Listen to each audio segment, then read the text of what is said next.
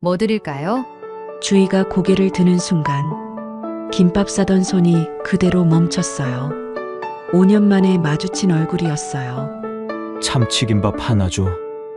남자가 아무렇지 않은 척 말했어요. 그때 가게 문이 벌컥 열렸어요. 엄마, 나 배고파. 노란 가방을 맨 아이가 뛰어들어왔어요. 볼이 발갛게 달아오른 아이. 남자의 시선이 아이에게 꽂혔어요. 눈끝이 살짝 내려가는 그 눈웃음을 남자는 알고 있었어요. 심장이 내려앉았어요. 저 아이 몇 살이야? 주인은 대답하지 못했어요. 남자는 김밥에 손도 대지 않은 채 돈을 탁자 위에 올려두고 나왔어요. 그리고 차에 타자마자 통화를 하기 시작했어요. 나야. 급하게 알아봐야 할 게 있어. 이야기 시작 전에 구독, 좋아요와 함께 어디에서 보고 계신지도 댓글로 남겨주시면 반갑게 인사드리겠습니다. 서울 외곽의 낡은 골목. 아직 아침 햇살이 채 닿지 않은 시간이었어요. 좁은 골목 안쪽에 자리한 작은 김밥집에 불이 켜졌어요. 간판도 바랜 지 오래였고 유리문에는 세월의 흔적이 고스란히 남아 있었죠. 하지만 그 안에서는 이른 아침부터 두 여자가 부지런히 손을 놀리고 있었어요. 주인은 새벽같이 일어나 재료를 손질하고 있었어요. 단무지를 가지런히 썰고 시금치를 데치고 어묵을 볶는 동안 좁은 가게 안에는 구수한 냄새가 가득 찼어요. 그 옆에서 여동생 주영이 밥을 퍼담으며 말했어요. 언니, 오늘도 손님 없으면 월세는 어떻게? 가볍게 던진 말이었지만 목소리 끝에 걱정이 묻어 있었어요. 주인은 잠깐 손을 멈추더니 애써 웃음을 지어 보였어요. 그래도 우리 셋이 먹고 살면 됐지, 뭐. 주영은 대꾸 없이 한숨을 내쉬었어요. 두 사람 모두 알고 있었어요. 됐지. 뭐라는 말 뒤에 얼마나 많은 것들이 숨어 있는지를요. 장사는 시작부터 조용했어요. 점심 무렵이 되어도 손님이라곤 단골 할머니 한 분이 전부였어요. 할머니는 매일 오셔서 참치김밥 한 줄을 드시고 가셨는데 그게 오늘 하루의 첫 매출이었어요. 주희야, 오늘도 맛있다. 할머니의 한마디가 그날 오전의 위로였어요. 주인은 감사해요. 할머니하고 밝게 인사를 건넸지만 할머니가 나간 뒤에는 잠시 허공을 바라보았어요. 가게 안에는 다시 두 사람만 남았고 손님을 기다리는 시간이 길게 이어졌어요. 오후가 되자 유치원 버스가 골목 어귀에 섰어요. 준혁이었어요. 6살 준혁은 노란 가방을 등에 메고 종종 걸음으로 가게 안으로 들어왔어요. 그런데 평소와 달리 엄마 하고 달려오지 않았어요. 신발을 벗고 조용히 구석자리에 앉더니 가방만 품에 끌어안고 있었어요. 주희가 먼저 말을 걸었어요. 준혁아, 오늘 유치원 어땠어? 그냥. 아이의 대답이 짧았어요. 주희와 주영은 눈빛을 잠깐 교환했어요. 뭔가 있다는 걸 두 사람 모두 느꼈어요. 주희가 조심스럽게 다가가 아이 옆에 쪼그려 앉았어요. 무슨 일 있었어? 친구랑 싸웠어? 준혁은 고개를 저었어요. 그러고는 한동안 아무 말도 하지 않았어요. 가게 밖에서 바람소리가 유리문을 흔들었어요. 주영은 괜히 행주를 집어들고 카운터를 닦는 척했어요. 그때 준혁이 고개를 들었어요. 엄마. 응, 왜? 나는 왜 아빠가 없어? 주인은 그 순간 김밥을 말던 손이 멈췄어요. 손에 힘이 풀리는 게 느껴졌어요. 뭔가 말을 해야 한다는 건 알았는데 입이 쉽게 열리지 않았어요. 주영이 얼른 끼어들었어요. 준혁아, 배고프지? 이모가 김밥 잘라줄까? 하지만 아이는 이모의 말을 듣지 않았어요. 눈을 동그랗게 뜨고 엄마만 바라보고 있었어요. 그 눈빛이 너무 맑아서 오히려 주인은 더 가슴이 아팠어요. 준혁이 다시 말했어요. 오늘 유치원에서 아빠들이 다 데리러 왔는데 나만 없었어. 목소리가 조금씩 떨렸어요. 아이는 울지 않으려고 입술을 꾹 다물고 있었지만 눈가가 이미 붉어지고 있었어요.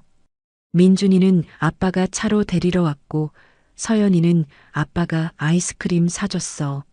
나는 말을 끝까지 잇지 못했어요. 주인은 숨을 한번 깊게 들이쉬었어요.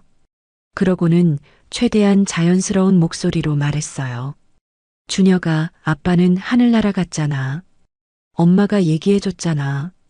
준혁은 잠시 엄마 얼굴을 빤히 바라보더니 이내 시선을 내리깔고 고개를 끄덕였어요.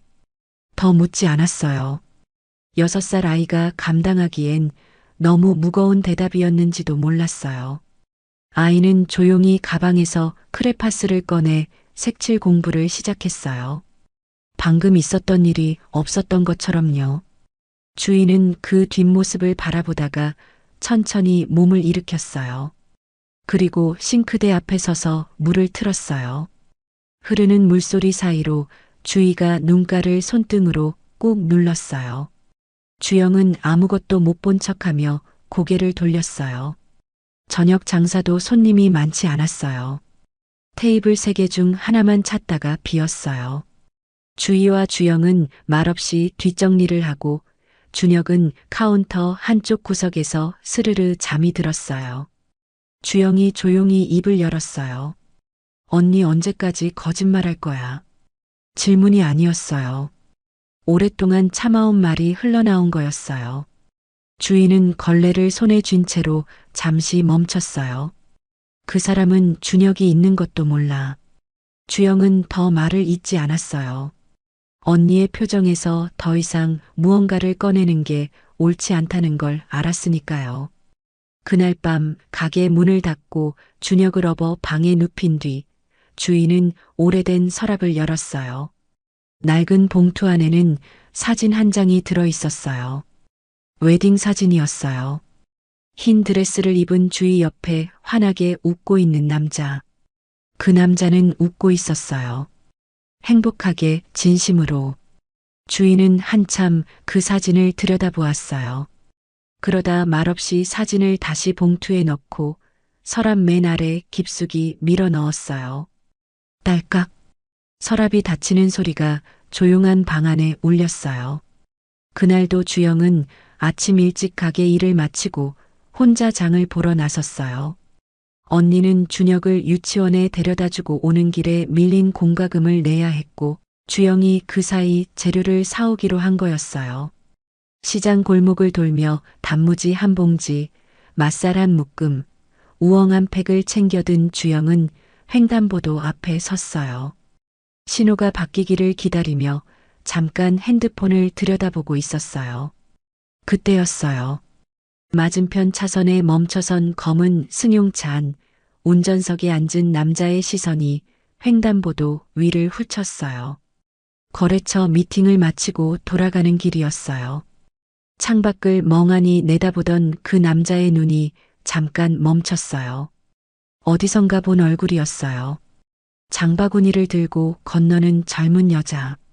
짧은 머리, 작은 체구, 걸음걸이까지 어딘가 낯이 익었어요. 남자는 자신도 모르게 미간을 좁혔어요. 신호가 바뀌고 차들이 움직였어요. 그러나 그 남자의 차는 좀처럼 앞으로 나아가지 못했어요.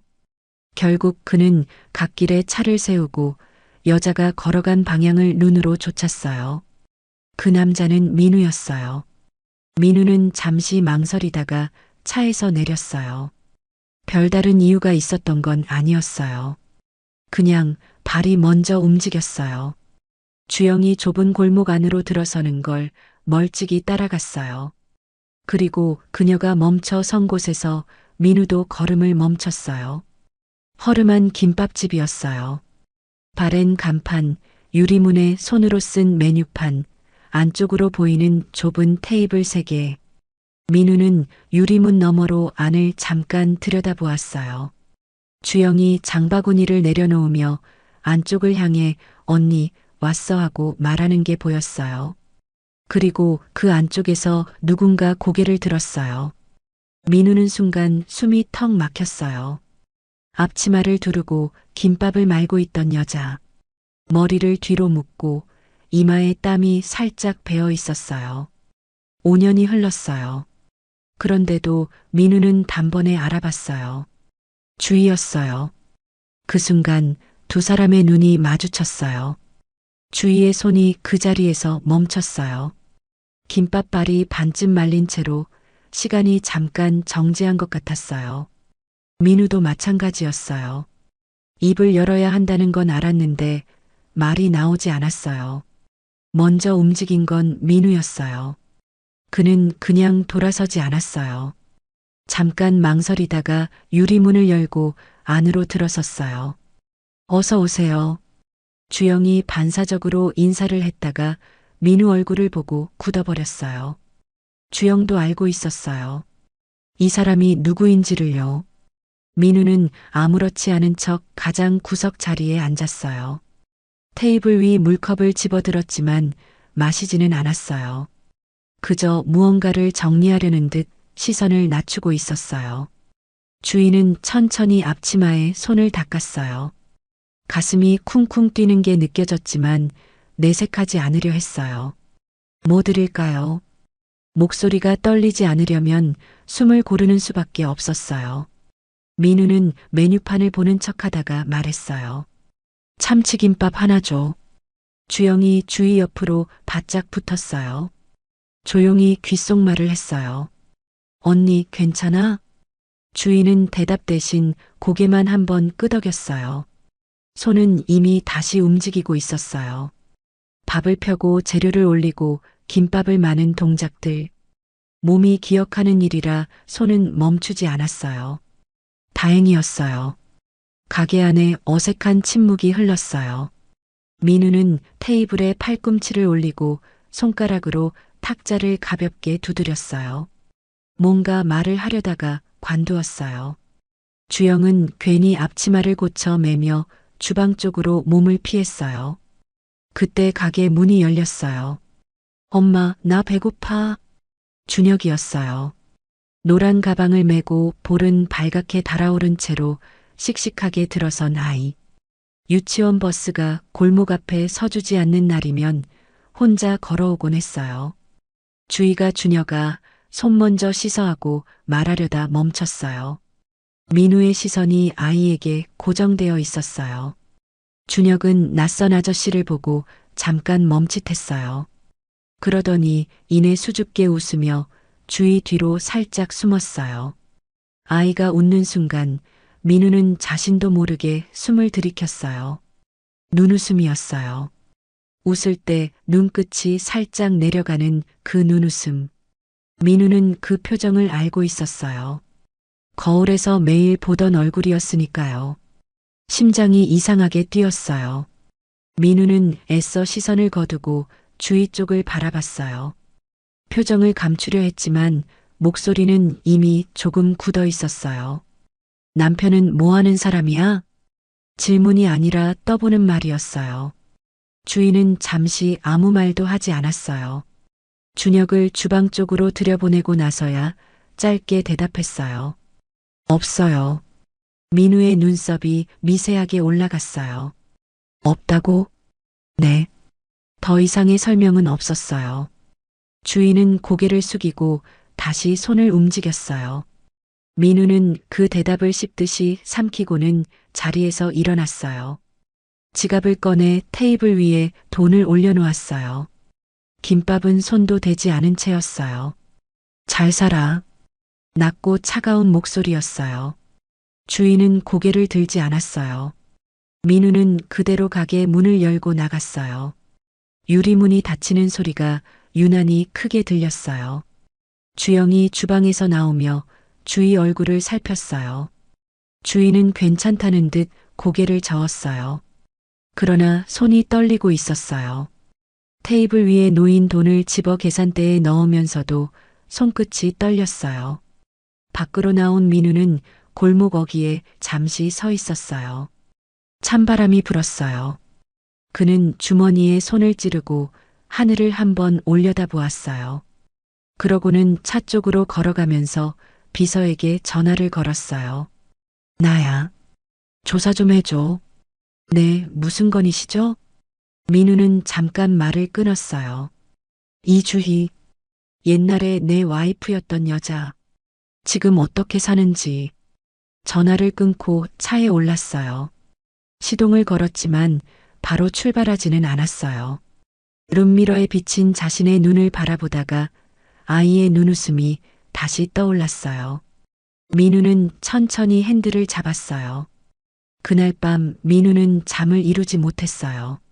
넓은 침실, 좋은 침대, 조용한 집. 불편한 것은 아무것도 없었어요.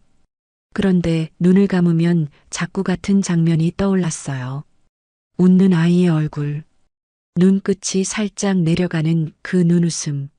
민우는 결국 자리에서 일어나 거실 소파에 앉아 불도 켜지 않은 채 멍하니 있었어요. 아이의 나이가 머릿속에서 맴돌았어요. 주희와 이혼한 게 5년 전이었어요. 그러면 그 아이가 태어난 건 이혼 즈음이거나 아니면 그 직후이거나. 민우는 계산을 하다가 스스로 고개를 저었어요. 말이 안 된다고 생각하고 싶었어요. 그러면서도 자꾸 아이 얼굴이 눈에 밟혔어요. 다음 날 오전이었어요. 민우는 비서에게 연락해 오전 일정 하나를 뒤로 미뤘어요. 그리고 차를 직접 몰아 어제 그 골목으로 향했어요. 스스로도 왜 가는지 명확히 설명할 수 없었어요. 그냥 다시 한번 봐야겠다는 생각뿐이었어요. 김밥집 앞에 도착하니 가게 문은 열려 있었어요. 민우는 잠깐 망설이다가 안으로 들어섰어요. 어제와 똑같은 자리에 앉았어요. 주희가 주방에서 나오다가 민우를 보고 굳었어요.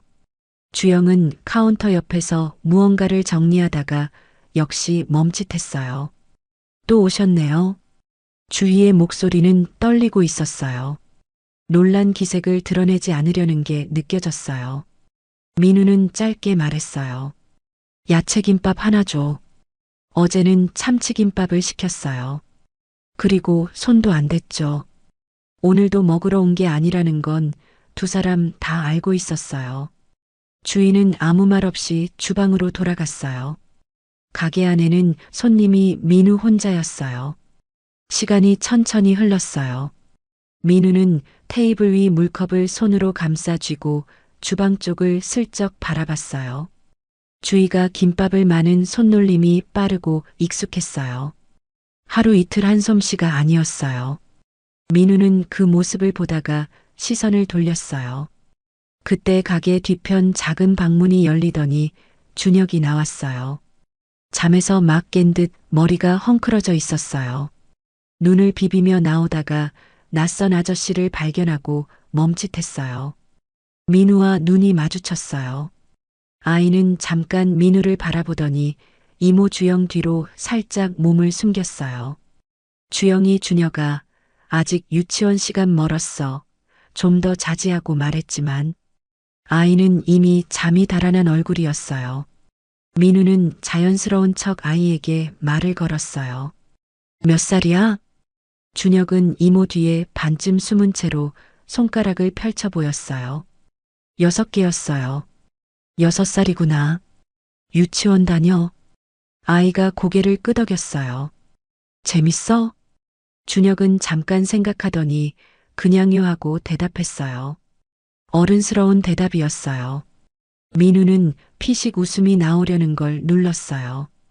그 순간이었어요. 준혁이 뭔가 재미있는 생각이 났는지 활짝 웃었어요. 민우의 숨이 멎을 뻔했어요. 눈끝이 내려가는 눈웃음, 볼에 살짝 들어가는 보조개. 그 표정이 너무나 선명하게, 너무나 낯익게 민우의 눈앞에 펼쳐졌어요. 민우는 자신의 어릴 때 사진을 본 적이 있었어요. 앨범 속 17살의 자기 얼굴. 지금 이 아이와 그 사진이 머릿속에서 겹쳐졌어요. 손끝이 차가워지는 게 느껴졌어요. 주희가 김밥을 들고 주방에서 나오다가 민우와 준혁이 마주보고 있는 걸 발견했어요. 주희의 얼굴이 순간 굳었어요. 빠른 걸음으로 다가와 준혁 어깨를 감쌌어요. 준혁아, 들어가서 옷 입어. 이따 유치원 가야지. 준혁은 네 하고 순순히 방으로 들어갔어요. 주희는 테이블에 김밥 접시를 내려놓으며 민우와 눈을 마주치지 않으려 했어요. 민우가 낮게 물었어요. 저 아이 아버지가 누구야? 주희의 손이 잠깐 멈췄어요. 당신하고 상관없는 일이에요. 상관없는 일. 민우가 그 말을 천천히 되뇌었어요. 비웃는 것도 아니고 화를 내는 것도 아니었어요. 그냥 그 말 자체를 곱씹는 것 같았어요. 나 배신하고 떠나더니 이제는 그 남자 자식까지 혼자 키우는 거야? 주희는 고개를 들어 민우를 정면으로 바라봤어요. 눈빛이 흔들렸지만 목소리는 가라앉아 있었어요. 미안해요. 그 한마디였어요. 더도 덜도 아닌. 민우는 그 말을 듣고 오히려 더 복잡한 얼굴이 됐어요. 화를 내도 시원치 않을 텐데 주희의 표정에는 억울함도 분노도 아닌 그냥 깊은 피로감 같은 것만 보였어요. 민우는 자리에서 일어났어요. 지갑을 꺼내 그냥 테이블 위에 돈을 올려놓았어요.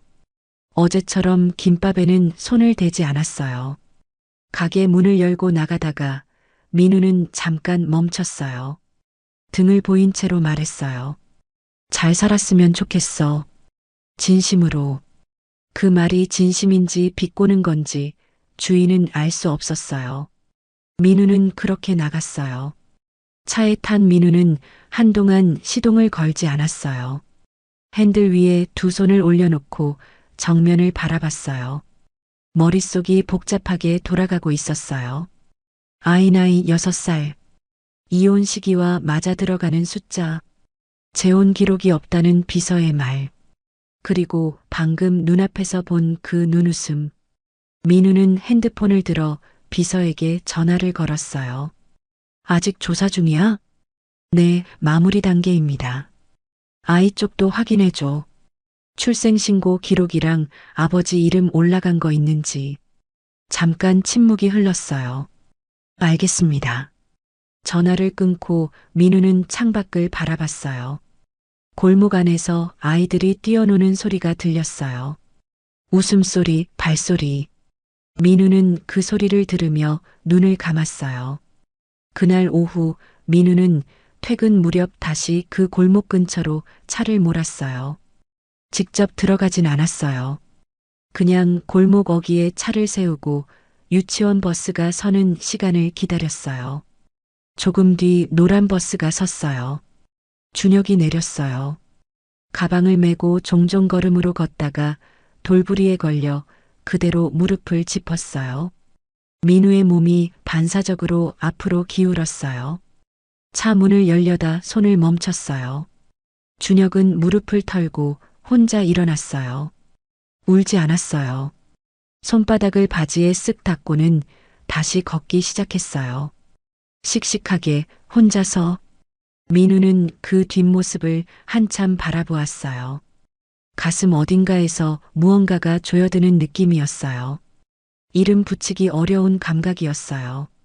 민우는 천천히 차 문을 닫고 핸들을 꽉 쥐었어요. 확인해야 했어요. 무슨 수를 써서라도. 비서에게서 연락이 온 건 사흘 뒤였어요. 민우는 오전 회의를 마치고 막 자리로 돌아오던 참이었어요. 핸드폰이 울렸고 화면에 비서 이름이 떴어요. 민우는 회의실 문을 닫고 전화를 받았어요. 조사 결과 나왔어요? 네. 말씀드려도 될까요? 지금. 해요. 비서는 잠깐 서류를 넘기는 듯한 소리를 내더니 차분하게 말하기 시작했어요. 이주희 씨, 현재 서울 외곽 소재 김밥집 운영 중이고요. 이혼 이후 재혼 기록 없어요. 다른 남자와 동거한 기록도 없고요. 지금 함께 사는 건 친동생 이주영 씨하고 아이 하나뿐이에요. 민우는 말없이 듣고 있었어요. 아이 출생신고 기록도 확인했어요. 비서의 목소리가 살짝 낮아졌어요. 아이 이름은 이준혁이고요. 나이는 만 5살, 우리 나이로 6살이에요. 출생신고에 부 이름 나는 공란이에요. 아버지 이름이 올라가 있지 않아요. 민우는 아무 말도 하지 않았어요. 이혼 성립 시점이 6년 전 봄이고요. 아이 출생은 이혼 성립 이후 5달 뒤에요. 즉, 이혼 당시에 이미 임신 중이었다는 계산이 나와요. 핸드폰을 쥔 손에 힘이 들어갔어요. 알겠어. 수고했어요. 민우는 전화를 끊고 의자에 등을 기댔어요. 천장을 올려다보았어요. 머릿속에서 숫자들이 맞춰지고 있었어요. 이혼 시점, 아이 나이, 출생 시기. 하나씩 끼워 맞추다 보면 결론은 하나밖에 나오지 않았어요. 이혼할 때 주인은 임신 중이었어요. 그리고 그 아이의 아버지 이름이 출생신고에 없다는 건 주희가 일부러 올리지 않았다는 뜻이었어요. 민우는 손으로 이마를 짚었어요. 설마 라는 말이 머릿속에서 맴돌았어요. 그러나 설마가 아닐 수도 있다는 생각이 점점 더 선명하게 자리를 잡아갔어요. 민우는 수첩에서 종이 한 장을 찢어 숫자를 직접 적어 내려갔어요. 이혼 날짜, 아이 출생 날짜, 아이의 나이. 계산할수록 빠져나갈 구멍이 없었어요. 주희가 이혼을 요구한 건 갑작스러운 일이었어요. 민우는 그날을 아직도 기억하고 있었어요. 해외 출장에서 돌아온 다음 날 주희가 이혼 서류를 보냈어요. 그것도 직접 얼굴을 보여주지도 않고요. 이유도 제대로 말하지 않았어요. 그냥 더 이상 함께 살 수 없다고만 했어요. 민우는 배신감에 냉정하게 도장을 찍었어요. 그게 마지막이었어요. 그런데 그때 주인은 임신 중이었다는 거였어요. 민우는 자리에서 일어났어요. 가만히 앉아 있을 수가 없었어요. 사무실 안을 두어 바퀴 걷다가 코트를 집어들고 밖으로 나왔어요. 차를 몰며 향한 곳은 주영의 직장 근처였어요. 비서 조사에 주영이 인근 카페에서 파트타임으로 일한다는 내용이 있었어요. 민우는 카페 앞 골목에 차를 세우고 기다렸어요. 1시간쯤 지났을까요? 앞치마를 두른 주영이 잠깐 밖으로 나와 핸드폰을 보고 있었어요. 민우가 차에서 내려 다가갔어요. 주영아. 주영이 고개를 들었어요. 민우를 알아보는 순간 표정이 굳었어요. 왜 여기 오셨어요? 잠깐 얘기 좀 할 수 있을까? 할 말 없어요. 주영은 돌아서려 했어요. 민우가 한 걸음 앞으로 나섰어요. 준혁이 내 아이야? 주영의 발이 멈췄어요. 뒷모습이 굳는 게 보였어요. 어깨가 살짝 올라갔다가 내려왔어요. 주영은 천천히 돌아섰어요. 눈빛이 복잡했어요. 화가 난 것도 같고 울 것 같기도 했어요. 그걸 왜 저한테 물어보세요? 주인은 말을 안 하니까. 언니한테 직접 물어보세요. 직접 물어봤어. 나랑 상관없는 일이라고 했어. 주영은 입술을 꾹 다물었어요. 시선을 바닥으로 내렸어요. 민우는 조용히 말을 이었어요. 아이 출생신고에 아버지 이름이 없더라고. 이혼 시점이랑 아이 나이가 딱 맞아. 나도 바보는 아니야. 주영은 한동안 아무 말도 하지 않았어요. 골목 안으로 바람이 지나갔어요. 주영의 눈가가 붉어지는 게 보였어요. 제가 말할 수 있는 게 아니에요. 알아. 그래도 한 가지만 말해줘. 아니라고 말해줘. 내 아이가 아니라고. 주영은 고개를 들어 민우를 바라봤어요. 그 눈빛에 답이 있었어요. 말은 하지 않았어요. 하지만 아니라는 말도 나오지 않았어요. 민우는 그걸로 충분했어요. 고마워. 민우는 돌아서서 차로 걸어갔어요. 주영은 그 뒷모습을 바라보다가 결국 눈물을 손등으로 닦았어요. 언니한테 전화해야 하나 말아야 하나. 핸드폰을 쥐었다 놓았다를 반복하다가 결국 카페 안으로 다시 들어갔어요. 민우는 차 안에서 한참을 앉아 있었어요. 준혁의 얼굴이 떠올랐어요. 볼이 발갛게 달아오른 채 들어오던 모습. 돌부리에 걸려 넘어졌다가 울지도 않고 혼자 일어나던 모습. 환하게 웃을 때 눈끝이 내려가던 그 눈웃음. 그 아이가 자기 아들이라는 게 이제는 거의 확실했어요. 그러면 주인은 왜 말하지 않았을까요? 왜 이혼을 요구하면서도 임신 사실을 숨겼을까요? 왜 아이 출생 신고에 아버지 이름을 올리지 않았을까요? 민우는 이마에 손을 짚고 눈을 감았어요. 뭔가 자기가 모르는 일이 있다는 느낌이 들었어요. 5년 전 그 이혼에 자기가 알지 못하는 무언가가 있다는 느낌. 주희가 스스로 원해서 떠난 게 아닐 수도 있다는 생각이 처음으로 고개를 들었어요. 민우는 핸드폰을 들어 비서에게 다시 전화를 걸었어요. 나야. 한 가지만 더 알아봐요. 이혼 당시에 중간에서 관여한 사람이 있는지. 우리 어머니 쪽으로도 한번 알아봐줘요. 수화기 너머에서 잠깐 침묵이 흘렀어요. 어머니 쪽이요? 응. 그냥 확인만 해봐요. 전화를 끊고 민우는 창밖을 내다봤어요. 하늘이 흐려지고 있었어요.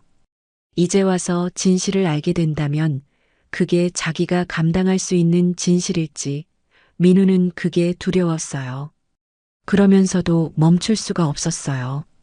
아이가 자꾸 눈에 밟혔으니까요. 민우가 주희를 처음 눈여겨보게 된 건 복학 후 대학교 3학년 봄이었어요. 같은 강의를 듣는 학생이었는데 처음에는 그냥 조용한 여학생이라고만 생각했어요. 말수가 적고 항상 앞자리에 앉아서 강의에 집중했어요. 필기도 꼼꼼하게 했고 쉬는 시간에도 잡담보다는 책을 펼치는 편이었어요. 그런데 한 가지 이상한 점이 있었어요. 수업이 끝나면 주희는 항상 제일 먼저 자리에서 일어났어요. 다른 학생들이 삼삼오오 모여 어디서 밥을 먹을지 얘기할 때 주희는 이미 가방을 메고 강의실을 나서고 있었어요. 누군가 말을 걸어도 짧게 대답하고는 서둘러 걸음을 옮겼어요. 항상 어딘가 바쁜 사람처럼 보였어요. 민우는 처음엔 그냥 원래 그런 성격인가 보다 하고 생각했어요. 그런데 어느 날 우연히 같은 방향 버스를 타게 되었어요. 주인은 민우를 알아보지 못하는 것 같았어요. 이어폰을 꽂고 창밖을 바라보다가 새 정거장쯤 지나 내렸어요. 그것도 학교 근처도 아니고 주택가 골목이었어요. 별 생각 없이 따라 내린 건 아니었어요. 그냥 발이 먼저였어요. 민우는 멀찍이 거리를 두고 걸었어요. 주인은 골목을 2번 꺾더니 낡은 빌라 앞에 섰어요. 열쇠를 꺼내 문을 여는데 안쪽에서 소리가 들렸어요. 언니. 어린 여자아이 목소리였어요. 주희가 문을 열자마자 작은 아이가 달려나와 주희 허리를 끌어안았어요. 초등학생쯤 되어 보이는 여자아이였어요. 주희가 그 아이 머리를 쓰다듬으며 웃었어요. 학교에서는 한 번도 본 적 없는 표정이었어요. 밥은 먹었어? 아니, 언니 오면 같이 먹으려고. 또 기다렸어? 먹으라고 했잖아. 같이 먹는 게 더 맛있잖아. 주희가 작게 웃으며 아이를 데리고 안으로 들어갔어요. 문이 닫혔어요. 민우는 그 앞에 잠깐 서 있다가 돌아섰어요. 그날 이후로 민우는 주희가 다르게 보이기 시작했어요. 며칠 뒤 민우는 학과 사무실에 볼 일이 있는 척하며 슬쩍 장학금 수혜자 명단을 확인했어요. 주희 이름이 있었어요. 성적 장학금이었어요. 그리고 학생처에 아는 선배를 통해 넌지시 물었더니 주희가 부모를 잃고 어린 동생을 돌보며 학교를 다니고 있다는 걸 알게 됐어요. 민우는 그 얘기를 듣고 한동안 말이 없었어요. 그 이후로 민우는 주희에게 말을 걸 방법을 찾기 시작했어요. 직접 다가가는 건 부담스러울 것 같았어요. 그래서 생각한 게 주영이었어요. 주희 동생이 다니는 초등학교 근처에서 우연인 척 마주쳐서 인사를 트고 자연스럽게 가까워지는 방법이었어요. 주영은 낯을 가리는 편이 아니었어요. 오빠처럼 다가온 민우를 금방 따랐어요. 학교 앞에서 붕어빵을 사주고 무거운 가방을 들어주고 학교에서 있었던 일을 들어주다 보니 주영이 먼저 언니한테 인사시켜 줄게요 하고 말했어요. 그렇게 주희와 마주치는 자리가 만들어졌어요. 주희는 처음에 경계했어요. 같은 학교 같은 과라. 반갑게 웃는 얼굴 뒤에 단단한 성 같은 게 있었어요. 도움을 쉽게 받지 않으려 했고 속마음을 쉽게 내보이지 않았어요. 민우가 밥이라도 한 끼 사겠다고 하면 괜찮아요. 저 약속 있어요라며 먼저 자리를 피했어요. 민우는 서두르지 않았어요. 같은 강의를 들으면서 자연스럽게 필기를 빌려달라고 했어요. 조별과제 조언이 됐어요. 도서관에서 같은 테이블에 앉았어요. 그렇게 조금씩 거리가 좁혀졌어요. 어느 가을날이었어요. 조별과제 발표를 마치고 나오는데 주희가 혼자 계단에 앉아 있었어요. 발표가 잘 안 됐던 것 같았어요. 민우가 다가가 옆에 앉았어요. 많이 떨렸어? 펴났어요? 조금. 주희가 피식 웃었어요. 그 웃음이 어쩐지 쓸쓸해 보였어요. 저 사실 발표가 제일 힘들어요. 사람들이 다 저만 쳐다보잖아요. 그게 발표잖아. 알아요. 그래도 익숙해지질 않아요. 민우는 아무 말 없이 옆에 앉아 있었어요. 두 사람 사이로 바람이 지나갔어요. 낙엽이 계단 아래로 굴러갔어요. 주희는 힘든 티를 잘 안 내더라고. 주희는 잠깐 민우를 바라봤어요. 그래야 하니까요. 짧은 대답이었어요. 그런데 그 말 안에 많은 것이 담겨 있다는 걸 민우는 느꼈어요. 더 묻지 않았어요. 그냥 그 옆에 좀 더 앉아 있었어요. 그날 이후로 주희가 조금씩 달라졌어요. 완전히 마음을 연 건 아니었어요. 하지만 민우가 말을 걸면 예전처럼 서둘러 자리를 피하지는 않았어요. 가끔은 먼저 말을 걸기도 했어요. 작은 변화였지만 민우에게는 크게 느껴졌어요. 주영 생일이 다가왔을 때 민우가 먼저 제안했어요. 생일상 같이 차려줄까? 나도 동생 있거든. 어릴 때 생일이 제일 중요하더라고. 주희는 잠깐 망설이다가 고개를 끄덕였어요. 그날 저녁 둘이서 좁은 주방에 나란히 서서 미역국을 끓이고 잡채를 볶았어요. 민우는 요리를 잘 못해서 주희가 시키는 대로 야채를 다듬고 재료를 건넸어요. 좁은 공간에서 팔꿈치가 닿을 때마다 어색하게 비켜서면서도 둘 다 웃음이 났어요. 주영이 눈을 반짝이며 생일 노래를 불렀어요. 초가 꽂힌 작은 케이크 앞에서 소원을 빌고 후 불었어요. 방 안이 환해졌어요. 민우는 그 순간 주희 얼굴을 바라봤어요. 동생을 바라보며 웃고 있는 주희. 눈가에 살짝 물기가 맺혀 있었어요. 기쁨인지 고마움인지 아니면 오랫동안 참아온 무언가가 조금 풀리는 건지. 민우는 그 표정을 보면서 마음이 정해지는 걸 느꼈어요. 이 사람이라는 확신이었어요. 그로부터 한 달쯤 지났을 때 민우는 주희에게 마음을 고백했어요. 학교 앞 조용한 카페였어요. 주희는 한동안 커피잔만 내려다봤어요. 민우는 기다렸어요.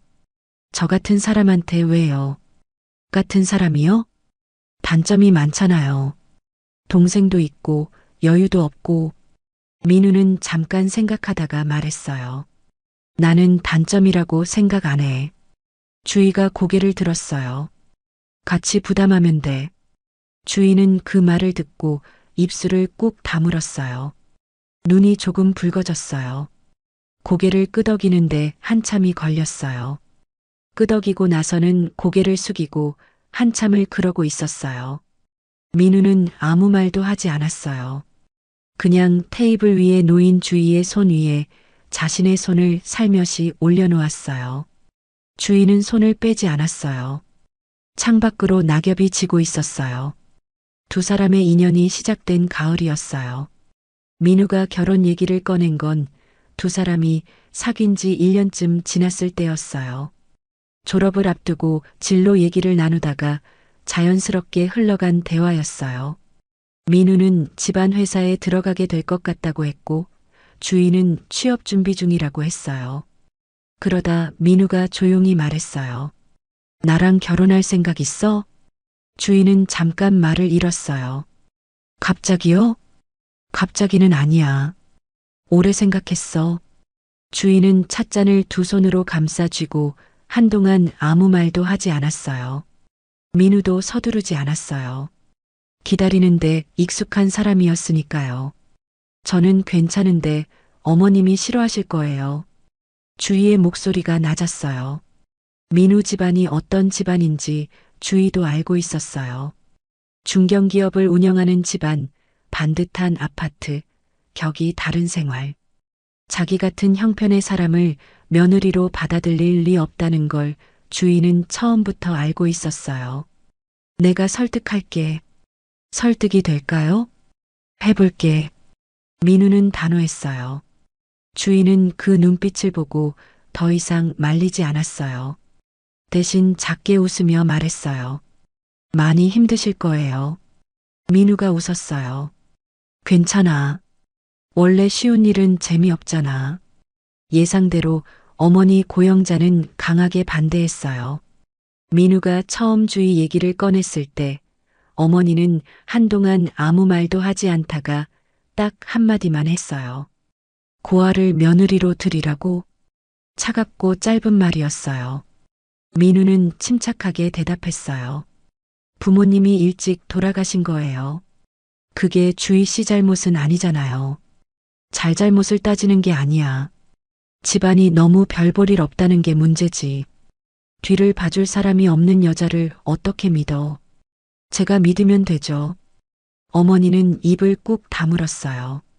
그 뒤로 여러 차례 대화가 오갔지만 결론은 달라지지 않았어요. 어머니는 완강했고 민우도 물러서지 않았어요. 아버지는 뚜렷하게 편을 들지는 않았지만 아들을 말리지도 않았어요. 그게 결국 민우가 밀어붙일 수 있는 여지가 됐어요. 결혼식은 조촐하게 치렀어요. 큰 예식장이 아니라 작은 웨딩홀이었어요. 민우 쪽 하객이 많았고 주희 쪽은 주영과 가까운 친구 몇 명이 전부였어요. 어머니는 내내 굳은 표정으로 앉아 있었어요. 주례 선생님의 말도 하객들의 박수 소리도 그 표정을 풀지 못했어요. 주희는 그걸 알면서도 웃었어요. 웃어야 했으니까요. 주영은 언니 옆에 서서 눈물을 꾹 참았어요. 언니가 예쁘다고 생각했고 언니가 행복했으면 좋겠다고 생각했어요. 동시에 왠지 모를 불안함도 있었어요. 저 싸늘한 시어머니 곁에서 언니가 잘 버틸 수 있을까 하는 걱정이었어요. 신혼집은 시댁과 멀지 않은 곳에 마련했어요. 민우가 구해온 아파트였어요. 크지는 않았지만 깨끗하고 따뜻한 곳이었어요. 주희는 그 집에 처음 들어서던 날 잠깐 멍하니 서 있었어요. 자기 이름으로 된 집이라는 게, 자기가 살 공간이 생겼다는 게 실감이 나지 않았어요. 민우가 왜요? 마음에 안 들어요? 하고 물었고 주희는 아니요, 좋아요 하고 웃었어요. 눈가가 살짝 젖은 채로요. 그 무렵만 해도 주희는 잘 해낼 수 있을 거라고 생각했어요. 시어머니가 좋아하는 음식을 알아내서 직접 만들어 갔어요. 처음 들고 간 날 시어머니는 문 앞에서 주희를 위아래로 훑어보더니 말했어요. 뭘 들고 왔어? 갈비찜이에요, 어머님. 좋아하신다고 해서요. 누가 그러던? 남편이요. 시어머니는 아무 말 없이 그릇을 받아들고 들어갔어요. 고맙다는 말은 없었어요. 맛있다는 말도 없었어요. 주희는 현관 앞에 잠깐 서 있다가 인사를 하고 돌아왔어요. 괜찮다고 생각했어요. 시간이 지나면 달라지겠지 하고요. 그러나 달라지지 않았어요. 민우가 해외 출장을 자주 다니게 되면서 상황은 더 나빠졌어요. 출장이 길어질 때는 한 달 가까이 집을 비울 때도 있었어요. 그 사이 시어머니는 예고도 없이 신혼집을 찾아왔어요. 처음엔 일주일에 한 번이었는데 어느 순간부터는 더 잦아졌어요. 초인종이 울리면 주인은 문 앞에서 21번 고른 다음에야 문을 열었어요. 어머님 오셨어요. 응, 들어가도 되냐? 이미 들어오고 있으면서 하는 말이었어요. 시어머니는 집안을 천천히 둘러봤어요. 냉장고를 열어보고 식탁 위를 손가락으로 쓸어보고 화장실을 확인하기도 했어요. 뭔가 흠을 잡으려는 것 같았어요. 살림은 좀 배웠어? 열심히 하고 있어요. 열심히는 무슨? 여기 봐, 여기 닦았어? 주위가 닦지 못한 구석을 짚어내는 손이 빠르고 날카로웠어요.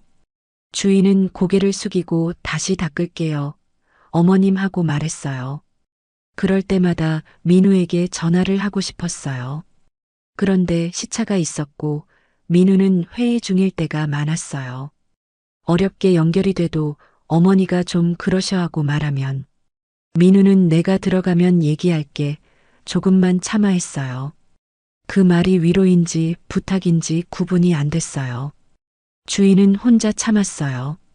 그러던 어느 날이었어요. 시어머니가 또 예고 없이 찾아왔는데 그날따라 말이 더 심했어요. 주희가 차를 내오자 시어머니는 찻잔을 내려다보다가 말했어요. 너 우리 아들한테 뭘 잘 보여서 결혼한 거야? 집안도 없고 가진 것도 없으면서. 주인은 손을 무릎 위에 올려놓고 대답하지 않았어요. 내가 반대한 데는 이유가 있어.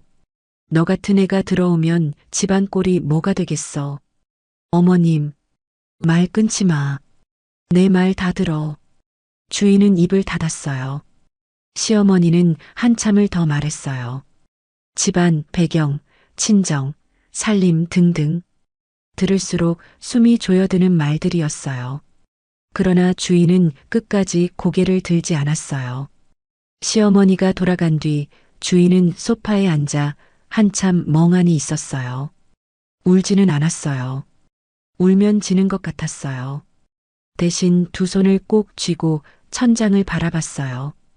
이 집에서 버텨야 한다고, 이 사람 곁에서 살아야 한다고 스스로에게 말했어요. 그날 밤 민우에게서 전화가 왔어요. 잘 지내고 있어? 응, 잘 지내요. 주인은 웃는 목소리로 대답했어요. 어머니가 다녀갔다는 말은 하지 않았어요. 시어머니가 한 말들도 하지 않았어요. 민우가 걱정할까 봐서였어요. 그리고 솔직히는 말해도 달라지는 게 없을 것 같아서이기도 했어요. 거기 날씨는 어때요? 좀 추워. 거기는? 여기도 쌀쌀해졌어요. 평범한 대화였어요. 아무 일도 없었던 것처럼 평온한 목소리로 주고받은 말들이었어요. 전화를 끊고 나서 주인은 소파에 기대어 눈을 감았어요. 창밖에 바람이 불고 있었어요. 결혼한 지 2년도 채 되지 않은 가을밤이었어요. 임신 사실을 알게 된 건 남편이 해외 출장을 떠난 지 사흘째 되던 날이었어요. 아침부터 속이 좋지 않았어요. 며칠째 비슷한 증상이 반복됐는데 그냥 피곤해서 그런가 보다 했어요. 그런데 그날은 유독 심해서 혼자 약국에 들렀다가 약사말을 듣고 임신 테스트기를 하나 사들고 왔어요. 화장실에서 결과를 확인하고 주인은 한동안 그 자리에 앉아 있었어요. 두 줄이었어요. 기쁜 건지 두려운 건지 알 수가 없었어요. 두 가지가 한꺼번에 밀려왔어요. 손을 배 위에 살며시 올려놓았어요. 아직 아무것도 느껴지지 않는 평평한 배였는데 그 안에 새 생명이 있다는 게 믿기지 않으면서도 실감이 났어요. 남편에게 제일 먼저 알리고 싶었어요. 그런데 시차가 있었어요. 지금 전화하면 한밤중일 거였어요. 회의가 있다고 했던 것 같기도 했어요.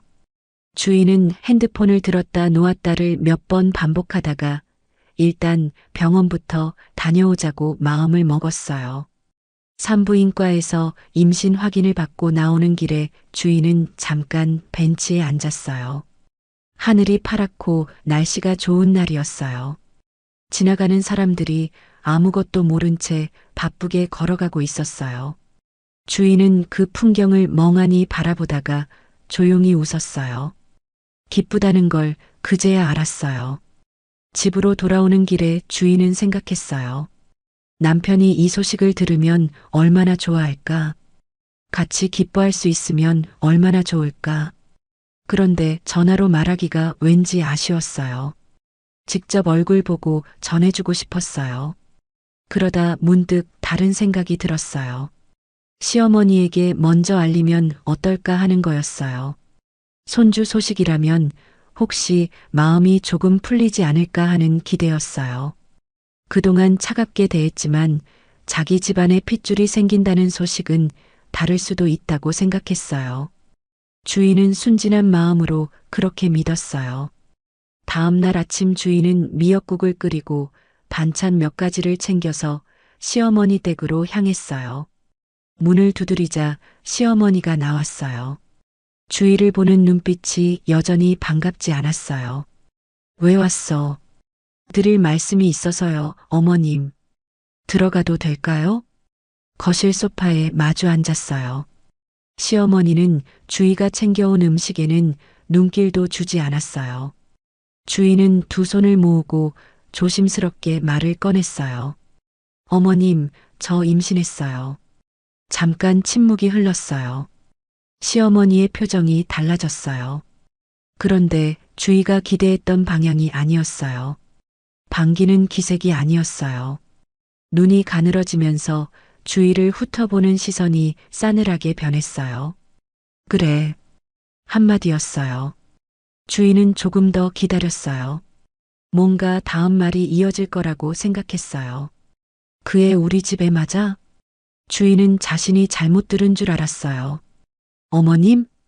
귀가 먹었니? 그 뱃속에 우리 아들 애 맞냐고. 심장이 쿵 내려앉았어요. 주인은 잠깐 말을 잃었어요.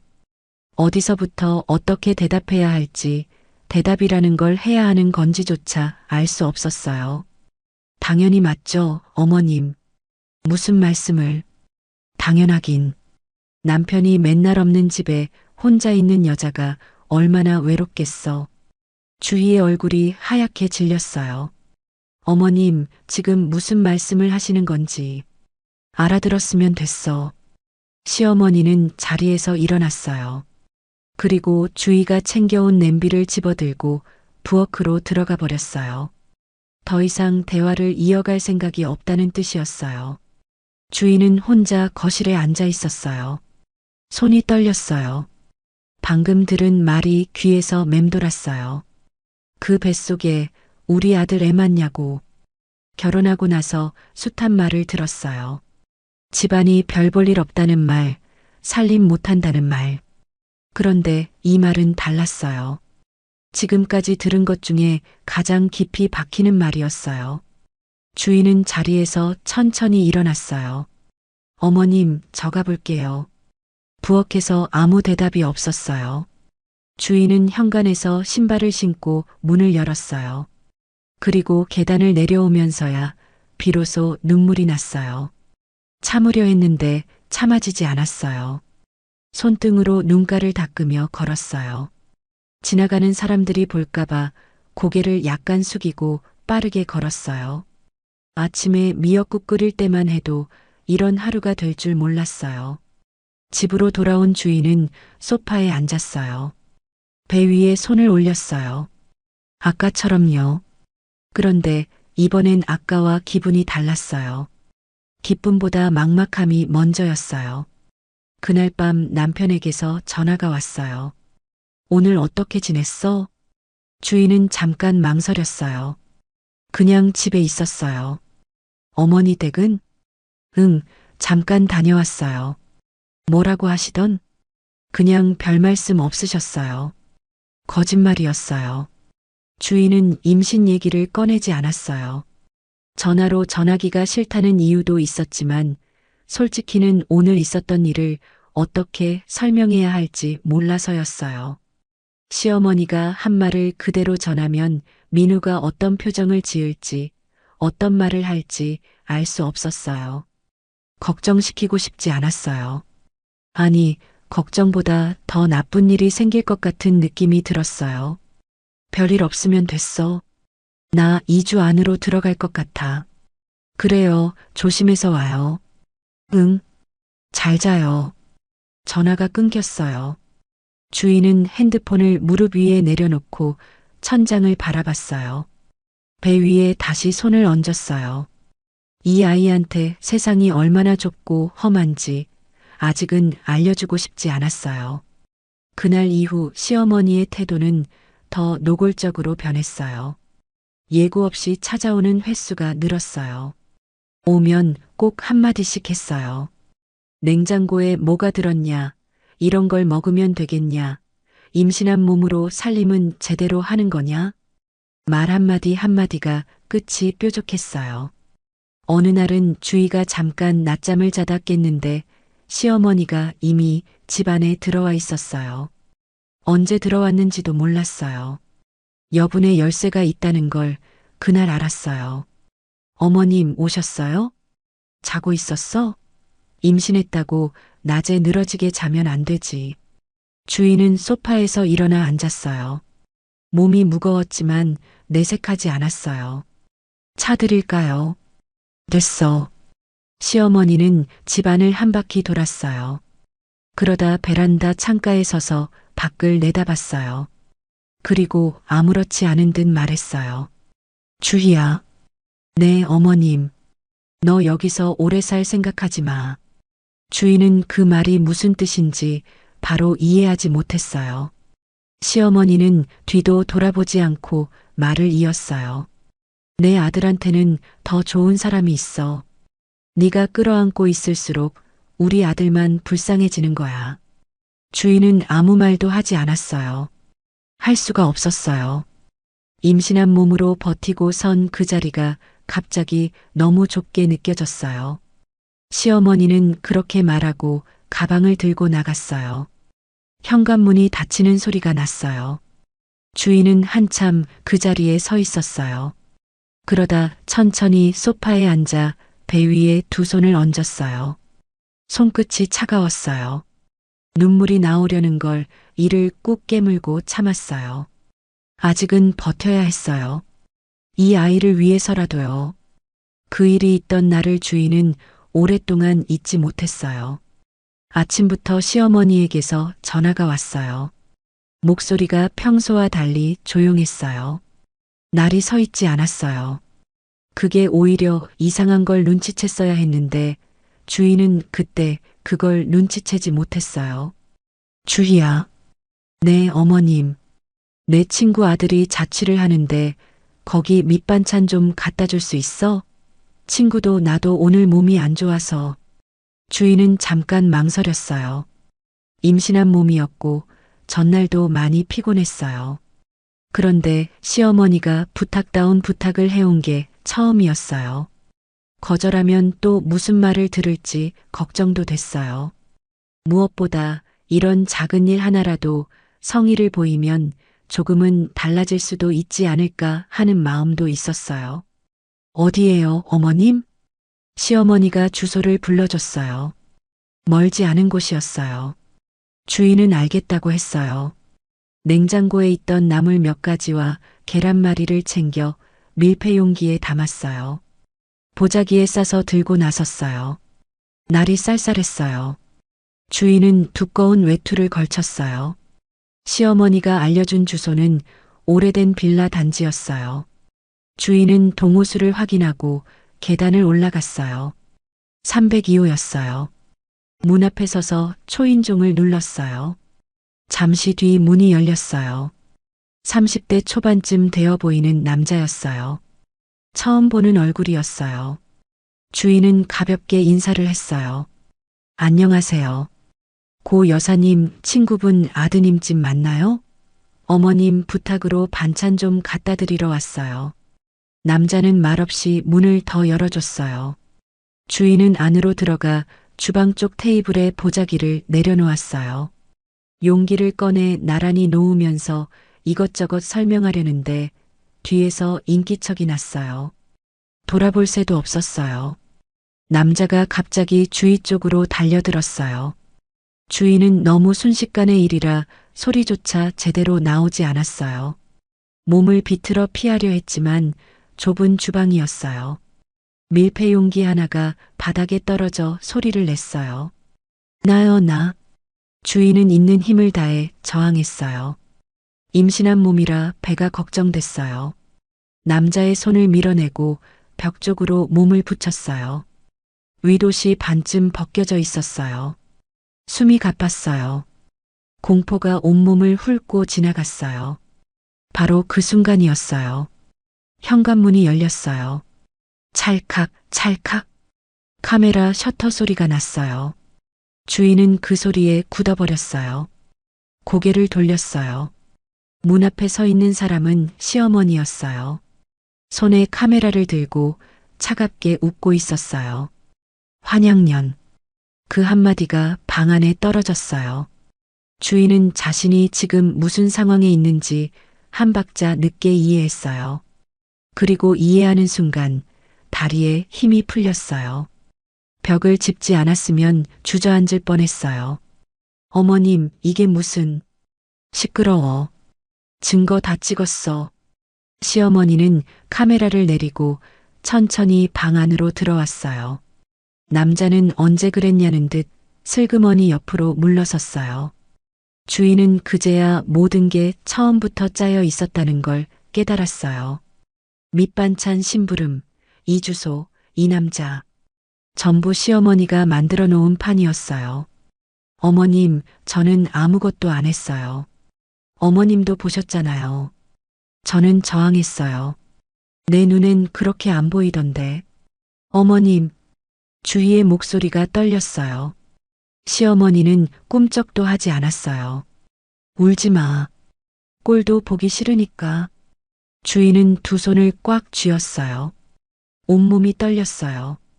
분노인지 공포인지 구분이 안 됐어요.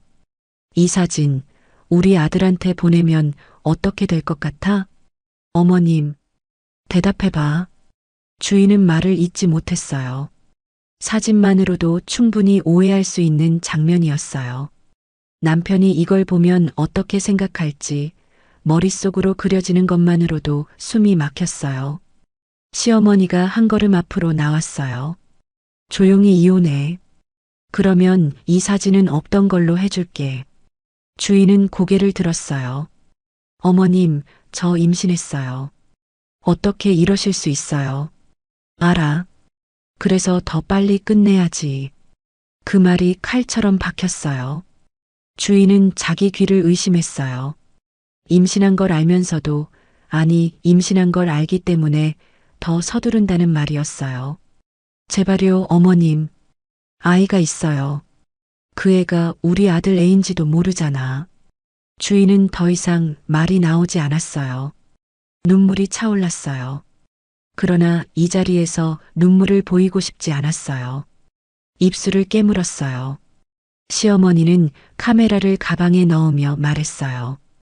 일주일 줄게. 일주일 안에 결정해. 그리고 방을 나갔어요. 남자도 어느새 사라지고 없었어요. 주인은 혼자 그 방에 남겨졌어요. 바닥에 떨어진 밀폐 용기가 눈에 들어왔어요. 계란말이가 흘러나와 있었어요. 주인은 천천히 쪼그려 앉아 그걸 주었어요. 손이 덜덜 떨렸어요. 집으로 돌아오는 길이 얼마나 걸렸는지 몰랐어요. 어떻게 왔는지도 몰랐어요. 정신을 차려보니 신혼집 현관 앞이었어요. 열쇠를 꽂으려는데 손이 말을 듣지 않았어요. 몇 번을 시도하다가 겨우 문을 열고 들어갔어요. 소파에 쓰러지듯 앉았어요. 외투도 벗지 않은 채였어요. 배 위에 손을 얹었어요. 심장이 아직도 빠르게 뛰고 있었어요. 주인은 눈을 감았어요.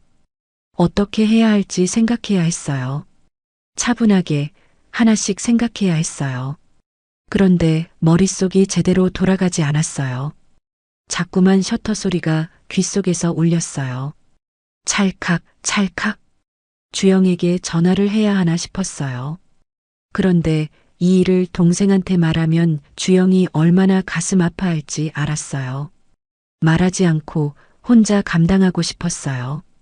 남편한테는요. 주인은 핸드폰을 손에 쥐었다가 내려놓았어요. 사진이 있었어요. 시어머니가 찍은 그 사진. 오해하게 만들기에 충분한 장면이 담긴 사진. 설명한다고 믿어줄까요? 믿어줄 수도 있었어요. 하지만 믿어주더라도 그 사이에서 남편이 겪어야 할 고통이 눈에 밟혔어요. 아내와 어머니 사이에서 고통스러울 게 뻔했어요. 주인은 외투 주머니에 손을 집어넣었어요. 손끝이 차가웠어요. 방 안이 조용했어요. 시계 소리만 들렸어요. 일주일이었어요. 시어머니가 준 시간이 일주일이었어요. 주인은 그 시간 동안 내내 혼자 싸웠어요. 아무에게도 말하지 않고 혼자서 수백 번 생각했어요. 싸워야 할지, 버텨야 할지, 아니면 다른 길을 선택해야 할지. 그리고 닷새째 되던 날, 시어머니가 다시 찾아왔어요. 초인종 소리에 문을 여는 순간 주인은 직감했어요. 왔구나 하고요. 시어머니는 들어오자마자 소파에 앉았어요. 주인은 맞은편에 섰어요. 생각해봤어? 네. 결론은? 주인은 대답 대신 시어머니를 바라봤어요. 그 눈빛에 애원도 분노도 없었어요. 그냥 깊이 지쳐있는 사람의 눈이었어요. 말 못해? 내가 대신 해줄까? 주희가 입을 열려는 순간 시어머니가 자리에서 일어나더니 주희 가까이로 성큼 다가왔어요. 그리고 주희의 어깨를 세게 밀었어요. 주희는 중심을 잃고 뒤로 밀렸어요. 등이 벽에 부딪혔어요. 순간 배를 감싸 안았어요. 어머님 배. 이혼해. 빨리. 목소리가 낮고 단호했어요. 주인은 벽에 등을 댄 채 배를 두 손으로 감싸고 있었어요. 심장이 쿵쿵거렸어요. 아이가 걱정됐어요. 이 충격이 아이한테 닿았을까봐 무서웠어요. 그게 결정하게 만든 순간이었어요. 싸움이 아니었어요. 포기도 아니었어요. 이 아이를 지키는 게 먼저였어요. 주인은 천천히 몸을 일으켰어요. 시어머니를 바라봤어요. 알겠어요. 그 두 글자를 꺼내는데 마지막 남은 힘을 다 썼어요. 이혼 서류를 받아든 날 주인은 그 종이를 한참 내려다봤어요. 얇은 종이였어요. 그런데 이상하게 무겁게 느껴졌어요. 거기에 도장 하나를 찍으면 모든 게 끝나는 거였어요. 결혼 반지를 끼던 날도 신혼집 열쇠를 처음 봤던 날도 다 사라지는 거였어요. 주인은 서류를 탁자 위에 내려놓았어요. 시어머니가 준비해온 서류였어요. 법무사까지 동원해서 만든 깔끔한 서류였어요. 도장 찍을 자리에 작은 화살표 스티커까지 붙어 있었어요. 얼마나 오래전부터 준비했는지 알 것 같았어요. 그날 이후 주인은 사흘을 버텼어요. 시어머니는 매일 전화를 했어요. 말이 전하지 협박에 가까웠어요. 사진을 보내겠다는 말을 돌려서 하기도 하고 직접적으로 하기도 했어요. 주인은 전화를 받을 때마다 짧게 대답하고 끊었어요. 버티는 것 말고는 할 수 있는 게 없었어요. 사흘째 되던 날 시어머니가 직접 찾아왔어요. 초인종 소리에 문을 열자마자 시어머니는 안으로 들어왔어요. 주희가 막을 새도 없었어요. 시어머니는 거실 탁자 위에 서류가 그대로 있는 걸 보더니 눈빛이 달라졌어요. 아직도 안 찍었어? 어머님, 저는 잘못한 게 없어요. 잘못이 있든 없든 상관없어. 사진이 있잖아. 주인은 두 손을 꼭 쥐었어요. 그 사진이 뭘 찍은 건지 어머님이 제일 잘 아시잖아요. 제가 저항하는 장면이에요. 어머님이 직접 보셨잖아요. 내가 본 건 네가 낯선 남자 집에 혼자 들어간 거야. 어머님이 보내셨잖아요. 목소리가 높아졌어요. 주인은 스스로 놀랐어요. 이렇게 목소리를 높인 게 처음이었어요. 시어머니는 눈 하나 깜짝하지 않았어요. 증거 있어? 내가 보냈다는 증거. 주인은 말문이 막혔어요. 전화로 온 심부름 부탁, 알려준 주소. 그게 전부였어요. 녹음도 없었고 문자도 아니었어요. 시어머니는 처음부터 흔적을 남기지 않았던 거였어요. 없지? 그러니까 조용히 해. 시어머니는 소파에 앉아 가방에서 뭔가를 꺼냈어요. 봉투였어요. 주인 앞에 내밀었어요. 이거. 주인은 봉투를 열었어요. 사진이었어요. 인화된 사진 여러 장. 주희가 남자 쪽으로 몸이 기울어진 것처럼 보이는 장면, 두 사람이 가까이 있는 것처럼 보이는 장면, 각도를 골라서 찍은 거였어요. 실제 상황을 모르는 사람이 보면 오해할 수밖에 없는 사진들이었어요. 손이 떨렸어요. 이걸 우리 아들한테 보내면 어떻게 될 것 같아? 주인은 사진을 봉투에 다시 집어넣었어요. 고개를 들어 시어머니를 바라봤어요. 왜 이러세요, 어머님? 저 임신했어요. 이 뱃속에 어머님 손주가 있어요. 시어머니의 눈에 흔들림이 없었어요. 그 애가 누구 자식인지 내가 어떻게 알아? 그 말이 또 나왔어요. 주인은 눈을 감았어요. 더 이상 이 말을 듣고 싶지 않았어요. 심장이 아팠어요. 아이가 걱정됐어요. 시어머니가 자리에서 일어났어요. 오늘 안으로 찍어. 오늘 못 찍으면 내일 아침에 사진 보내. 현관 쪽으로 걸어가다가 멈췄어요. 돌아보지 않고 말했어요. 돈은 줄게. 조용히 나가면 돈 줄게. 평생 쓸 만큼. 주인은 아무 말도 하지 않았어요. 시어머니가 나갔어요. 문이 닫히는 소리가 났어요. 주인은 그 자리에 한동안 서 있었어요. 탁자 위 서류가 눈에 들어왔어요. 화살표 스티커가 붙은 도장 자리. 주인은 천천히 소파에 앉았어요. 배 위에 손을 얹었어요. 이 아이를 지켜야 했어요. 지금 이 상황에서 싸움을 계속하면 어떻게 될까 생각했어요. 남편이 돌아오면 말할 수 있었어요. 모든 걸 털어놓고 같이 싸울 수도 있었어요. 그런데 그게 과연 이 아이한테 좋은 일일까요? 시어머니와 남편 사이에서 사진을 놓고 싸움이 벌어지면 그 싸움의 한가운데에 이 아이가 있게 되는 거였어요. 주인은 오래 생각했어요. 그리고 서랍에서 도장을 꺼냈어요. 손이 떨렸어요. 서류를 펼쳤어요. 도장을 손에 쥐고 화살표 위에 천천히 찍었어요. 붉은 도장 자국이 하얀 종이 위에 찍혔어요. 끝이었어요. 그날 저녁 남편이 출장지에서 전화를 했어요. 오늘 어땠어? 주인은 잠깐 눈을 감았다가 떴어요. 당신한테 할 말이 있어요. 무슨 일 있어? 이혼해요. 전화 너머로 긴 침묵이 흘렀어요. 지금 뭐라고 했어? 이혼하자고요. 나 더 이상 못하겠어요. 남편의 목소리가 달라졌어요. 낮고 딱딱하게. 이유가 뭐야? 그냥요. 함께 사는 게 너무 힘들어요. 그게 이유야? 그게 다야? 주인은 대답하지 않았어요. 더 말하면 흔들릴 것 같았어요. 울음이 올라오는 걸 이를 꽉 깨물고 눌렀어요. 주희야. 빨리 들어와서 서류 처리해요. 미리 다 준비해뒀어요.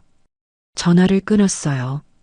핸드폰을 손에 쥔 채로 주인은 한참 있었어요. 심장이 빠르게 뛰다가 서서히 가라앉았어요. 눈물이 뺨을 타고 내려왔어요. 닦지 않았어요. 그냥 두었어요. 남편이 들어온 건 사흘 뒤였어요. 공항에서 바로 집으로 온 것 같았어요. 캐리어를 끌고 들어온 남편은 주희 얼굴을 보자마자 굳었어요. 주인은 탁자 위에 서류를 이미 꺼내놓고 있었어요. 무슨 일인지 설명해 줄 수 있어? 남편의 목소리가 낮았어요. 화보다 당혹스러움이 더 컸어요. 설명할 게 없어요. 그럼 이유라도. 이유도 없어요. 그냥 지쳤어요. 남편은 주위를 한참 바라봤어요. 뭔가 더 물어보려다 멈추기를 몇 번 반복했어요. 주인은 시선을 내리깔고 서류만 바라봤어요. 눈을 마주치면 안 됐어요. 눈을 마주치면 흔들릴 것 같았어요. 결국 남편이 서류를 집어들었어요. 도장을 찍는 소리가 났어요.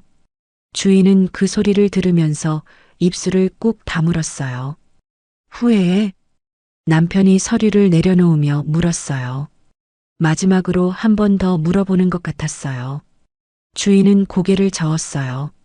남편은 캐리어를 끌고 나갔어요. 현관문이 닫혔어요. 주인은 자리에서 일어나지 못했어요. 다리에 힘이 없었어요. 탁자 위에 두 손을 올려놓고 고개를 숙였어요. 어깨가 조용히 흔들렸어요. 소리 없이 울었어요. 주인은 주영에게 전화를 했어요. 언니 좀 데리러 와줘. 학교에 있던 주영이 달려왔어요. 허름한 원룸이었어요. 주희와 주영이 짐을 싸들고 나온 곳이었어요. 주영은 언니 얼굴을 보고 아무 말도 하지 못했어요. 짐 가방 하나가 전부였어요. 집에서 나오면서 가져온 게 짐 가방 하나였어요. 주영이 가방을 들려고 하자 주희가 먼저 들었어요. 언니, 나한테 줘. 괜찮아. 두 자매는 골목을 나란히 걸었어요. 주희는 한 번도 뒤를 돌아보지 않았어요. 바람이 불었어요. 주희의 코끝이 빨개졌어요. 주영이 조용히 손을 내밀었어요. 주희가 그 손을 잡았어요. 잡은 손에 힘을 줬어요. 놓지 않으려는 것처럼요. 두 사람은 그렇게 걸었어요. 말없이 그냥 걸었어요. 주영에게서 전화가 온 건 저녁 장사를 막 마친 시간이었어요. 주인은 테이블을 닦다가 핸드폰 화면을 봤어요. 주영이었어요. 받자마자 주영의 목소리가 떨렸어요. 언니, 나 지금 준혁이 아빠 만났어. 주희의 손이 멈췄어요. 뭐? 언니, 그 사람이 알고 있어. 다 알고 있다고. 준혁이 자기 아들인 거 알아. 주희는 천천히 행주를 내려놓았어요. 머릿속이 하얘지는 것 같았어요. 언니, 나 말해버렸어. 미안해. 근데 그 사람 눈빛이 내가 말 안 하면 안 될 것 같았어. 주영의 목소리가 울먹였어요. 주희는 한동안 아무 말도 하지 않았어요. 언니 화났어? 주희는 눈을 감았다가 떴어요. 아니. 짧게 대답하고 전화를 끊었어요. 가게 안이 고요했어요. 준혁은 방에서 자고 있었어요. 주희는 의자를 끌어당겨 앉았어요. 두 손을 탁자 위에 올려놓고 가만히 있었어요. 언젠가는 이날이 올 거라고 생각했어요. 아이가 크면 클수록, 닮은 얼굴이 선명해질수록 이 비밀이 영원할 수는 없다는 걸 알고 있었어요. 그런데 막상 그 순간이 되니 어떻게 해야 할지 알 수가 없었어요. 그 시간 민우는 어머니 집 앞에 서 있었어요. 초인종을 누르기 전에 잠깐 멈췄어요. 주영에게서 들은 말들이 머릿속에서 계속 맴돌았어요. 어머니가 꾸민 함정, 사진, 협박, 임신한 주희를 밀어붙인 일. 듣는 내내 손이 떨렸어요. 믿고 싶지 않았어요. 그런데 믿지 않을 수가 없었어요. 주영이 거짓말을 할 이유가 없었으니까요. 초인종을 눌렀어요. 어머니가 문을 열었어요. 아들 얼굴을 보고 반색했어요. 어머, 웬일이야. 연락도 없이. 어머니, 저 할 말 있어요. 목소리가 낮고 단단했어요. 어머니는 그 목소리에서 뭔가를 눈치챘는지 표정이 살짝 굳었어요. 거실에 마주 앉았어요. 민우는 바로 말을 꺼냈어요. 주영이한테 다 들었어요. 어머니의 눈이 미세하게 흔들렸어요. 뭘? 다요. 친구 아들 자취방, 사진, 협박. 다 들었어요. 어머니는 잠깐 침묵했어요. 그러고는 천천히 입을 열었어요. 그 애가 무슨 말을 했는지는 모르지만 내가 한 건 다 너를 위해서, 저를 위해서요? 민우의 목소리가 높아졌어요. 그러나 바로 눌렀어요. 소리를 지르면 안 된다고 생각했어요. 차분하게 끝까지 들어야 했어요. 어머니, 주희가 임신한 거 알고 계셨어요? 어머니가 대답하지 않았어요. 알고 계셨죠? 알면서 이혼을 밀어붙인 거잖아요. 그 애가 누구 애인지도 모르는데. 어머니, 이번엔 눌리지 않았어요. 민우는 자리에서 일어났어요. 눈이 붉어졌어요. 준혁이 제 아들이에요. 친자 확인했어요. 어머니도 알고 계셨던 거잖아요. 알면서 그런 거잖아요. 어머니가 시선을 피했어요. 창밖을 바라봤어요. 말이 없었어요. 그 침묵이 답이었어요. 민우는 더 이상 말을 잇지 않았어요. 할 말이 없어서가 아니었어요. 말을 이으면 돌이킬 수 없는 말이 나올 것 같아서였어요. 코트를 집어들고 자리에서 일어났어요. 어머니한테 실망했어요. 그 한마디만 남기고 나왔어요. 집으로 돌아온 민우는 아무것도 먹지 않았어요. 소파에 앉아 오랫동안 생각했어요. 5년이었어요. 주희가 혼자 감당한 시간이 5년이었어요. 임신한 몸으로 쫓겨나서 아이를 혼자 낳고 아이에게 아빠가 하늘나라 갔다고 말하면서 변두리 작은 김밥집에서 버텨온 5년. 그 시간 동안 자신은 배신당했다는 생각만 하고 있었어요. 민우는 두 손으로 얼굴을 감쌌어요. 며칠 뒤 아버지가 먼저 움직였어요. 아들에게 모든 걸 들은 아버지는 그날로 주희를 찾아갔어요. 김밥집 문이 열리는 시간보다 조금 이른 아침이었어요. 주희가 재료를 손질하다가 문 두드리는 소리에 나와보니 시아버지가 서 있었어요. 주희는 굳었어요. 시아버지는 말없이 고개를 숙였어요. 등이 구부러질 만큼 깊이 숙였어요. 미안하다. 내가 몰랐어. 알았어야 했는데 아무것도 몰랐어. 주희는 아무 말도 하지 못했어요. 준혁이 볼 수 있을까? 한 번만. 주희는 한참 시아버지를 바라봤어요. 머리가 많이 휘어져 있었어요. 등도 예전보다 굽은 것 같았어요. 주희는 천천히 옆으로 비켰어요. 들어오세요. 가게 안쪽 방에서 막 일어난 준혁이 나왔어요. 눈을 비비다가 낯선 할아버지를 보고 멈췄어요. 시아버지는 준혁을 보는 순간 눈이 빨개졌어요. 손자였어요. 분명히 손자였어요. 아들을 꼭 빼닮은 얼굴이었어요. 준혁아, 이리 와봐. 주희가 조용히 불렀어요. 준혁이 엄마 옆으로 왔어요. 시아버지가 쪼그려 앉아 준혁과 눈을 맞췄어요. 한참을 그렇게 바라보다가 손을 내밀었어요. 준혁이 시아버지 손을 잡았어요. 시아버지는 그 손을 꼭 쥐고 고개를 숙였어요. 어깨가 떨렸어요. 주희는 그 모습을 보다가 고개를 돌렸어요. 그로부터 이틀 뒤였어요. 점심 장사가 한창일 때 가게 문이 열렸어요. 주희는 김밥을 썰다가 고개를 들었어요. 민우였어요. 두 사람의 눈이 마주쳤어요. 주희는 손을 멈추지 않았어요. 계속 김밥을 썰었어요. 손이 조금 떨렸지만 멈추지 않았어요. 민우는 손님 테이블 옆을 지나 주희 앞으로 걸어왔어요. 그리고 천천히 무릎을 꿇었어요.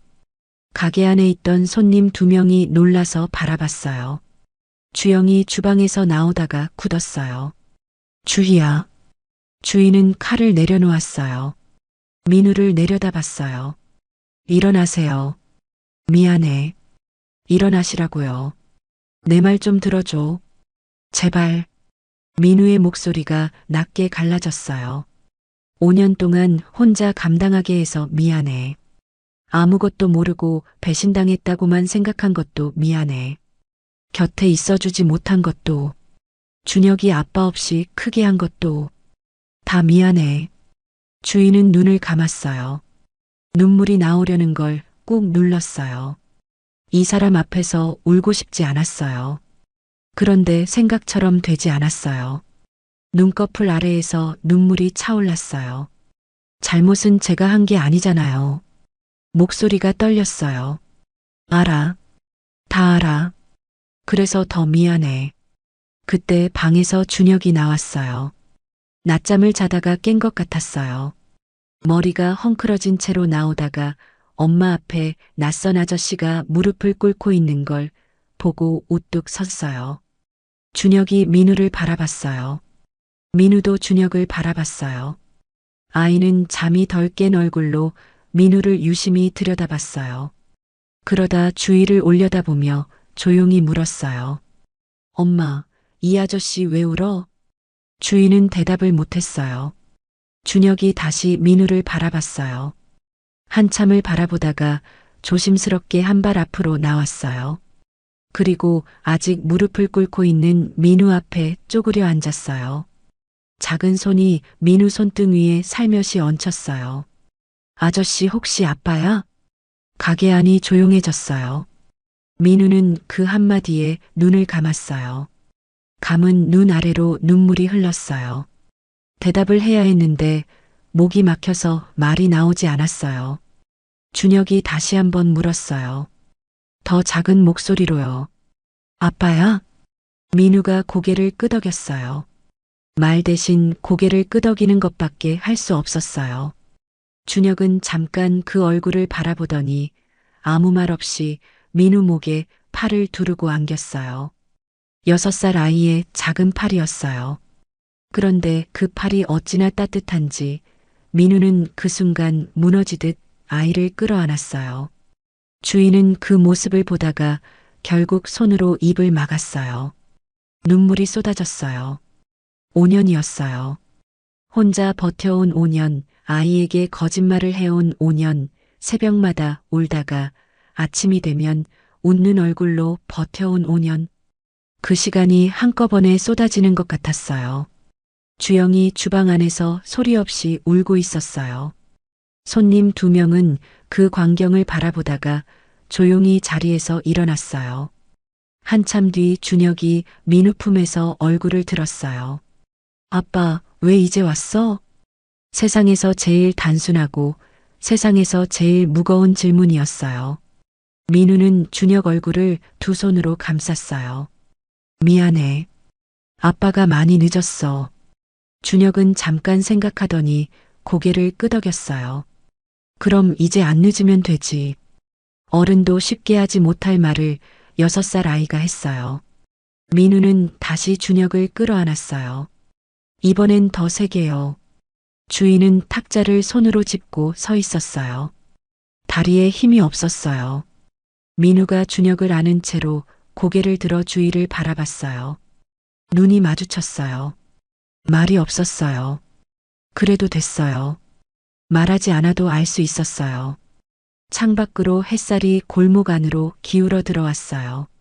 낡은 김밥집 유리문 너머로 오후빛이 가득 찼어요. 오래되고 좁은 공간이었는데 그날만큼은 그 안이 이상하게 넓고 따뜻하게 느껴졌어요. 준혁이 민우 손을 잡고 주희 쪽으로 걸어왔어요. 그리고 주희 손도 잡았어요. 3사람이 나란히 손을 잡고 서 있었어요. 아무도 먼저 움직이지 않았어요. 그냥 그렇게 잠깐 그 자리에 함께 서 있었어요. 그것으로 충분했어요. 오랜 시간이 지나서야 드디어 충분했어요. 고영자는 그날도 넓은 집에 혼자 앉아 있었어요. 텔레비전은 켜져 있었지만 소리가 귀에 들어오지 않았어요. 화면만 깜빡이고 있었어요. 창밖으로 찬바람이 나뭇가지를 흔들었어요. 낙엽은 이미 다 진 지 오래였어요. 남편은 아침 일찍 외출했어요. 어디 가는지 묻지 않았어요. 물어봐야 대답이 없을 거라는 걸 알았으니까요. 남편이 고영자에게 말을 거는 날이 요즘은 거의 없었어요. 밥상을 마주해도 눈을 마주치지 않았어요. 같은 공간에 있으면서 없는 사람처럼 지냈어요. 고영자는 그게 제일 힘들었어요. 욕을 하면 차라리 나았어요. 소리를 지르면 맞서기라도 했을 거예요. 그런데 침묵은 달랐어요. 아무 말도 없는 침묵, 아무것도 기대하지 않는 눈빛. 그 앞에서는 어디다 대고 화를 낼 수도 없었어요. 아들에게 전화를 해볼까 하고 핸드폰을 집어든 게 몇 번이었는지 몰랐어요. 그런데 매번 화면만 들여다보다가 내려놓았어요. 뭐라고 해야 할지 몰랐어요. 전화를 해도 받을지 알 수 없었어요. 지난번에 한번 용기를 내서 눌렀어요. 신호가 가다가 끊겼어요. 잠시 뒤 문자 한 통이 왔어요. 지금 바빠요. 그 네 글자가 전부였어요. 고영자는 그 문자를 한참 들여다봤어요. 답장을 쓰려다가 결국 핸드폰을 내려놓았어요. 주영에게는 시도조차 하지 않았어요. 그 아이는 고영자를 보면 인사도 하지 않았어요. 마주쳐도 눈을 피했어요. 예전에도 경계하는 기색이 있었지만 이제는 아예 담을 쌓은 것 같았어요. 그 모든 게 자기가 만들어 놓은 일이라는 걸 고영자는 알고 있었어요. 그래서 더 할 말이 없었어요. 어느 오후였어요. 고영자는 소파에서 일어나 창가로 갔어요.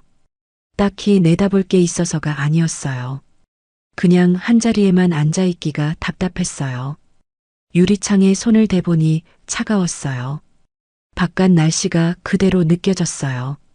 그때 골목 아래쪽에서 사람들이 보였어요. 처음엔 그냥 지나가는 사람들인가 했어요. 그런데 자세히 보니 낯익은 뒷모습이었어요. 아들이었어요. 그 옆에 주희가 나란히 걷고 있었어요. 그리고 두 사람 사이에서 작은 아이가 깡충깡충 뛰고 있었어요. 준혁이었어요. 고영자는 숨을 멈췄어요. 준혁이 아버지 손을 잡아당겼어요. 뭔가 신나는 걸 발견한 것 같았어요. 아들이 아이를 번쩍 들어 올렸어요. 준혁이 까르르 웃었어요.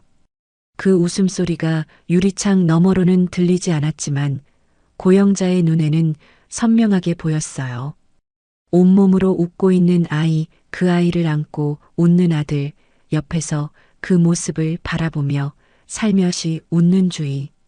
고영자는 손을 들어 유리창에 댔어요. 차가운 유리 너머로 세 사람이 걸어가고 있었어요. 아들의 어깨가 예전보다 가벼워 보였어요. 오래전 결혼하기 전에 보던 얼굴이었어요.